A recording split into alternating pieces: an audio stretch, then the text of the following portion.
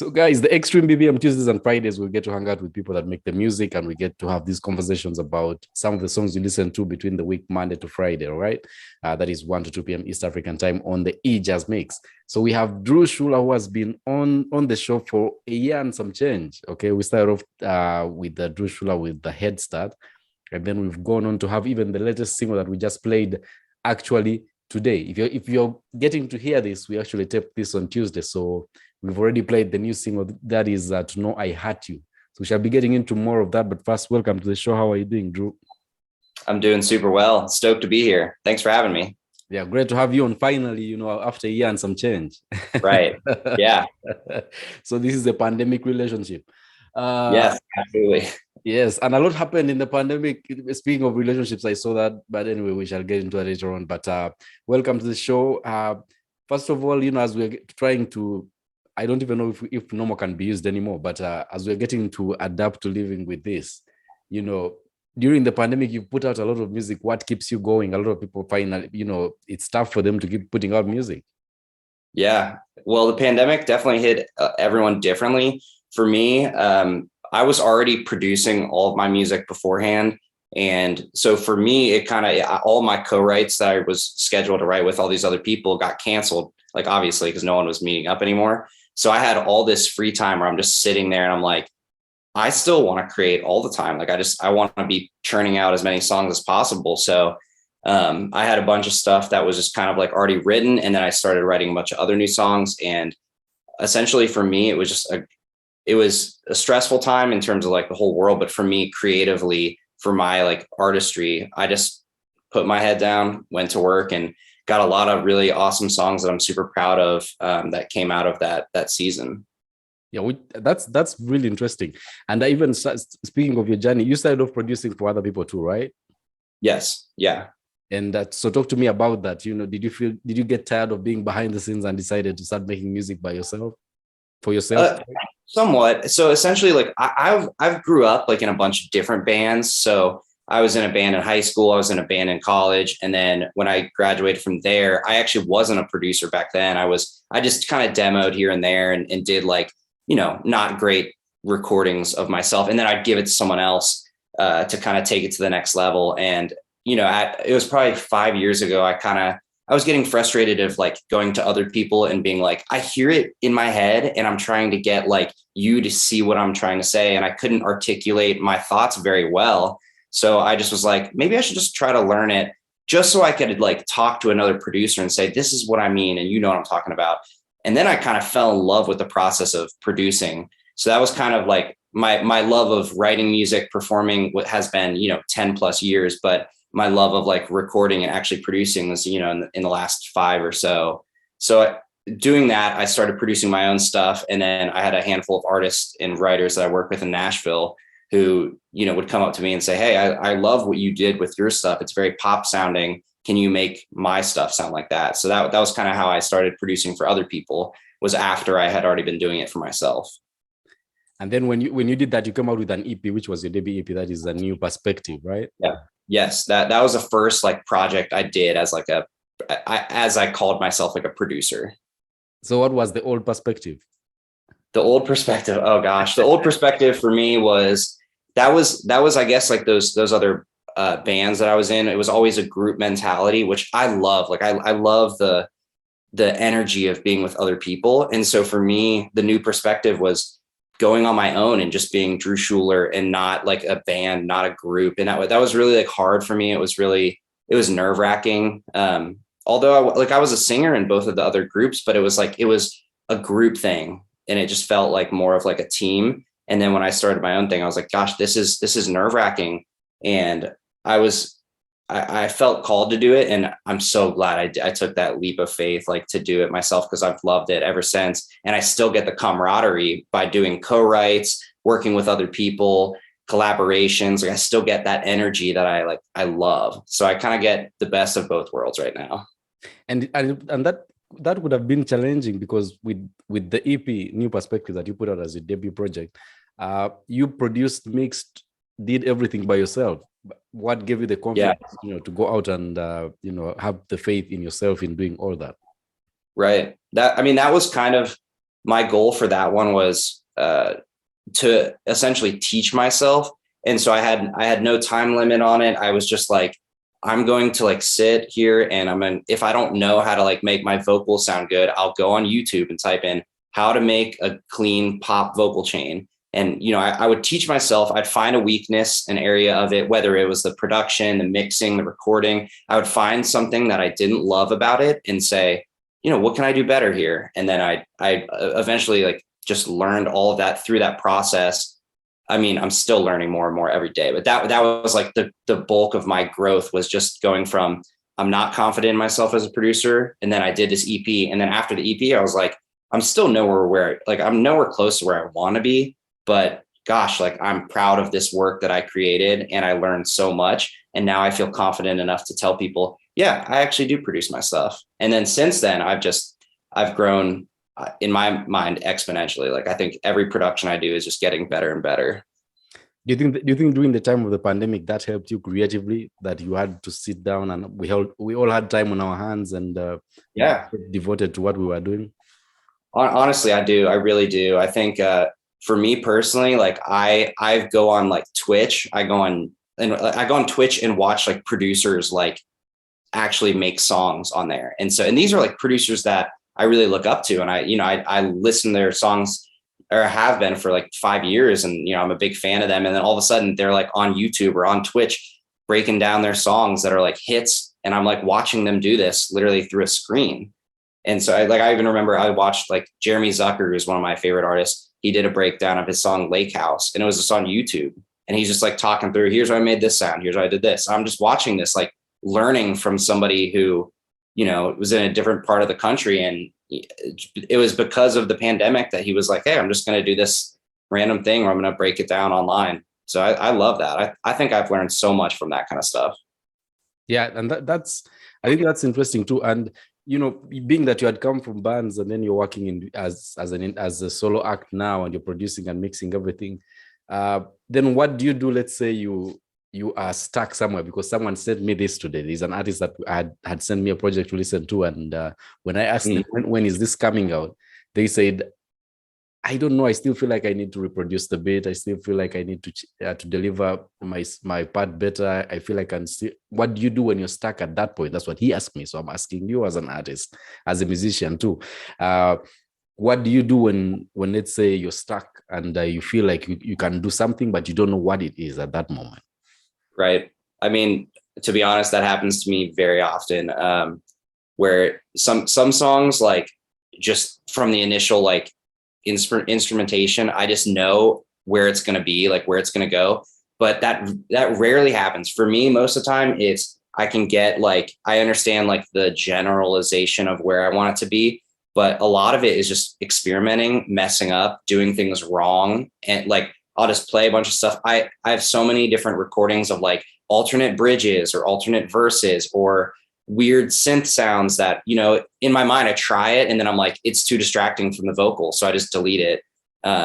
It really is just a lot of trial and error. And I think, for me, for a while, for years, when I was like making my first songs, I always thought that was like a sign of me not being good because my first instinct wasn't always right. But again, watching these other, professionals do this on Twitch, I see them do that. And I'm like, okay, I actually am doing something that everyone does, where it's like, you just have to try and fail. And when things don't work, you're like, okay, I tried that. It was too much. Maybe the verse is just perfect how it is. And I was just overthinking it that whole time. And that often is the case with my stuff.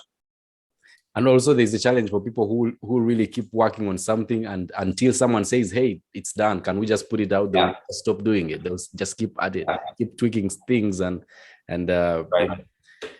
And it gets a little bit, challenging to when you think something is ready. But you've been putting out music consistently. Almost now, it almost feels like every 2 months or a month you always have something out. Yeah, that's my goal. As much as I can, I'm trying to just snowball effect it, and every song that I put out is something that I really like value, and like I spent so many hours working on it. But the more songs I put out, the more people it reaches. And then hopefully if they like my new song, they can go back and find, maybe a song I released last year and be like, oh my gosh, like I love this one. I never heard of this one before. So it kind of, in my mind, is just like a win-win, where it's like, if I just keep putting out great song after great song, hopefully more and more people will just find it and then find my other stuff that has already been released. And do you think that has to do with because now in the time we live in, people are barely concentrating on like projects, like listening to an entire album, and that people really have to just keep putting out singles that much? Do you think that has to do with that? Because at the start you came in with a project, but then you've now been putting out single after single after single after single. Yeah. What does that have to do with the way music is consumed now, or it's just what you want to do? Yeah, I think you're exactly right. I think it's the reason I do it the way I've been doing it now. I study a lot of big songwriters and producers like Ryan Tedder, and he says that, where it's like, it's just about content right now, and of course it has to be high quality content. Yeah. So for me, like, I write songs like all the time. I could be putting out a song a week, but I want the quality to be there and I want my brand to be on it. So that's like the balance of like, I need to be able to put out as much as I can, because you're right, consumers, and myself included, like, everyone's attention spans are so short nowadays with like the TikTok culture.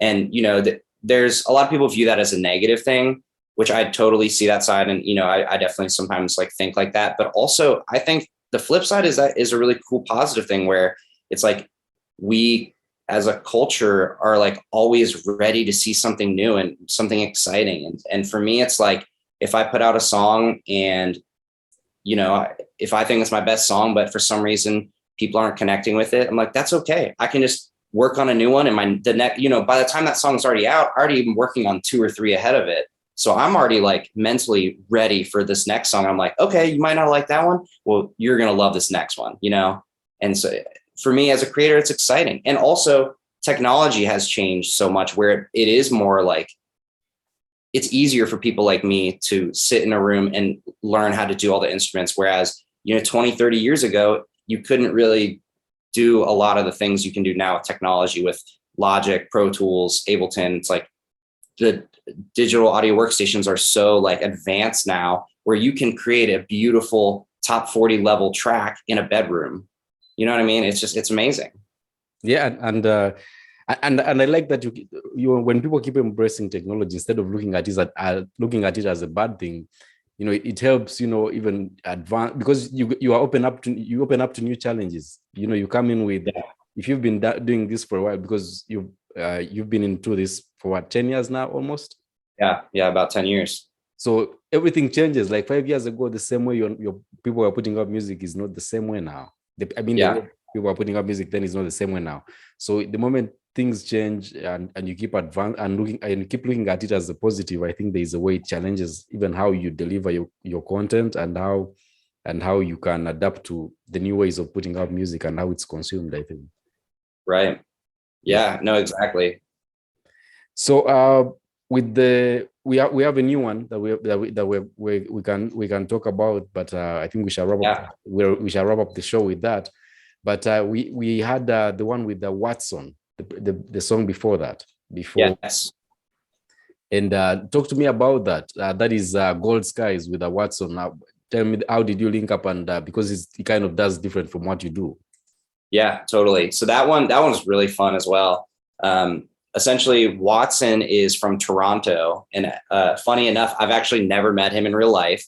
So he found me online, and he just sent me a bunch of just tracks that he had, and was just like, if any of these stand out, like, let me know. And as an artist, that happens fairly often, where people send you stuff, and his productions were just really cool, and I thought very unique. And so I was like, yeah, like let's just like, I'll top line over one and essentially just write like melody and lyrics and just see if like I get something that's like exciting. And if I think it's a good release, like, let's just do it. And so I wrote one song with him actually before Gold Skies. And it was like a pretty good song. It was like, man, this one's fun. It feels really good. But I was like, I don't know if it's like the song. And so I ended up just writing to a different one. He sent me this other track, and it was the Gold Skies track. And I was just, as soon as I heard it, I was like, this is dope. This is so unique. And again, like I mentioned earlier, I produce all my other stuff. So when he sent me one that was like already a produced demo, it was like, I could go at it with something like my brain was like, this is like a new challenge for me because I don't know every instrument he put in there. I don't know every little like, piece of ear candy. I just consume it. And I'm like, gosh, to my ears, this is just enjoyable as it is. So I'm just going to write something really fun on top of it. And I just really loved like the writing process of that one because it was so different for me. I've talked to producers who do almost everything themselves too, right? The musicians who do everything by themselves, and it's always a challenge to adapt. Do you think you were quick to adapt to that because you started out with working with different bands and working with different people, and it was easy for you to get onto a song that was already produced by someone else? Yeah, I think you're probably right. Like I think I have had a lot of experience working on songs in different aspects, which I personally love. Like I also like I've toured playing, keys and guitar for other people. So it's like I have experiences doing all this, like sitting in on bands, like doing different parts where like I'm not always the artist, and I have experience doing that. So I think like I've taught myself, to how to view yourself not only as like just the artist, because at times people will say, if you talk to certain artists, like they have that ego, that big negative ego, and that's something I never want to have. And I think God has put me in a lot of opportunities where I was the hired piano player, I was the touring guitar, but it's like I've done that. I've been on co-writes. Tons of my co-writes where I write with people are for other artists, and where I have to like write and I'm saying not for me, this is for you. So is this something you would say? I would say it like this, or maybe I'd say it totally different, but is this okay for you as the artist to say? So I think being able to like adapt your mind and understand each scenario is different, and kind of being like, I kind of describe myself as like, I want to be a chameleon in a room where if the room we're writing together and the room needs a producer, I can step in and I can produce, and I can let them maybe handle most of the writing. Or if the song's like, hey, maybe we should all write the melody and lyrics together and you can produce it later. I like being able to just do that and feel like I can, equally contribute with my lyrics or with the melodic contribution. So I really do. I love all aspects of that. And I guess that probably is just from years and years of being in different roles. Yes. So now you have a new single out right now, that is To Know I Hurt You. Yes. What is the motivation behind this one? Oh, this one is really fun. Not fun. It's sad. It's very sad. It was fun to create, but yes. Yeah, it was.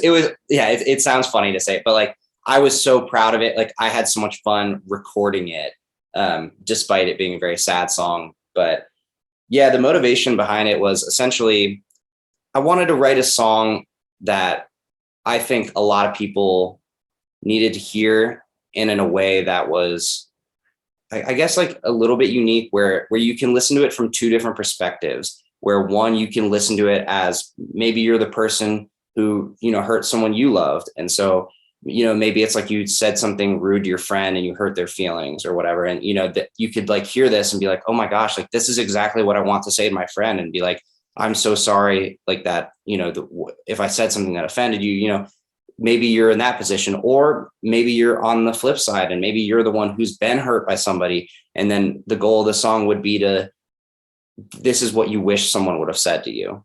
And this is what that person who really hurt you, this is what you wanted to hear that whole time.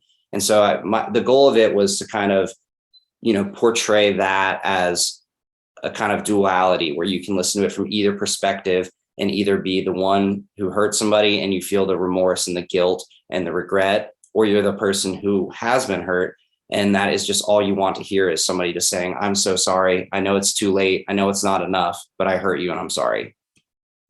And yes, that's the new one, guys, that you need to check out, that is available everywhere that you get music. That is To Know I Hurt You. That is coming in from Drew Schueler. So since you write, you produce, you do all this, or a lot of things by yourself, do you really care for the listener to really understand what you're actually trying to get across, or are you okay with the way they interpret it by their own way of how they receive your music? Yeah, that's a great question. I like I kind of mentioned earlier, I write songs for me first. Like I write songs that matter to me. I want my lyrics to move me. I want the songs to like, you know, hit when they hit me. That is just, I know that's a good feeling. And then I know that when it hits me, it's probably going to hit other people. And so I've heard other artists describe it like this, and I just think it's a beautiful way to say it, where it's like when the song is unreleased, when the song is being created, it is like my song, it is for me. And then when the song is released, it becomes for everyone else. And so it is at that point, you know, I want people to be able to interpret it however they want. And, you know, if somebody, you know, hears a song of mine and they're like, oh, this line hits me in this way because it's very applicable to my life. That is so beautiful. That is the power of music. That is the power of art in general, that you can take something that you hear or see, it just some form of art, and you can interpret it in your own eyes with your own like lens, and it relates to your life. That is like my favorite thing. And that as a consumer of art, that is my favorite thing when I hear a song and I'm like, oh my gosh, this Ed Sheeran song, he has no idea about anything about me, but it hits me like he is my best friend and I told him this yesterday. That's what I would love.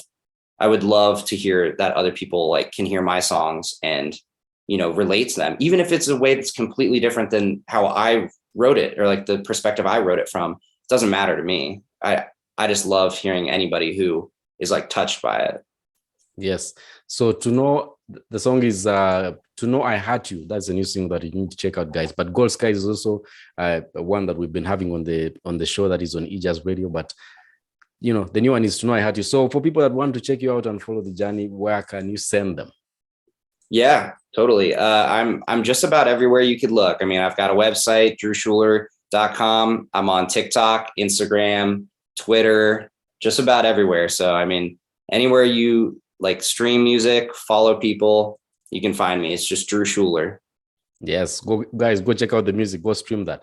You know, it doesn't, you know, a lot of times, especially when with artists on the indie scene, someone always asks, how can I support? You don't need to do much. Go stream the music. If they have shows, go and you know, catch the shows. That's what you have to do, guys. Right.